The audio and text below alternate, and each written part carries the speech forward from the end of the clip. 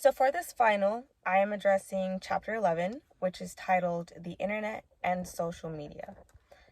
I personally found this chapter to be particularly interesting because it basically walked me through the birth of the internet and everything that the internet has not only gone through, but everything that we have gained from the internet. Some things that we've gained from the internet would include new inventions, new programmings, easier access to information such as news articles, health things, blogs, posts, and it has also provided like effective communication. It's made it easier to communicate with other people faster, so we're not sending like snail mail. And another thing is like it's made it easier to just share things in general because you can share anything online at any time. So the main points of this chapter I would say are Web 2.0, electronic mailboxes, social media and news, and finally the downsides to internet. So electronic mailboxes essentially are emails, and this began in the early 70s thanks to Tomlinson's program titled Send Message that he created in 1971. Basically, thanks to his program, emailing made it easy for people to communicate with others around the world, and it even helped to avoid awkward communications over calls when reconnecting with old friends and things like that. So many inventions came with email, such as hypertext, hyperlinks, and sending and saving messages, photos, web pages, and all of these other things.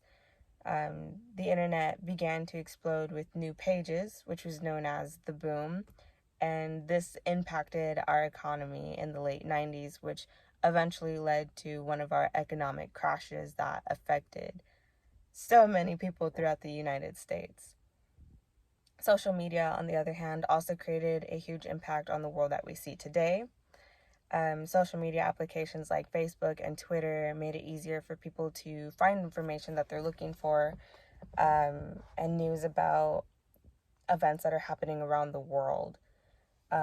One thing that the textbook said was that like a simple search in the search bar about any given topic will bring up all of these tweets, articles, blogs, and videos about a given topic or country and stuff that's going on there. Things like this, however, coming into my third point, comes with downsides. With the desire to get news and information out so quickly, it's not entirely possible to have credible sources and credible information because you're trying to get things out as you are hearing about it. So proper research isn't necessarily done. Sources aren't necessarily credible at first, and oftentimes the information can be very shallow. Things won't go in depth, and there's no way to know if the information presented is holding a lot of truth. So 50 years from now, I feel like things will get better because nowadays people are so concerned about whether or not something is credible. Like, where did you get this information? Where does it come from? Who said this?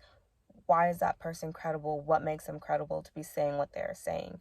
So I feel like people are concerned about knowing the truth and who is speaking this truth. So I think that as time goes on, people will begin to care more and more about what they're reading and what they're hearing, and will try to research before they make a conclusion about a topic or event that is happening.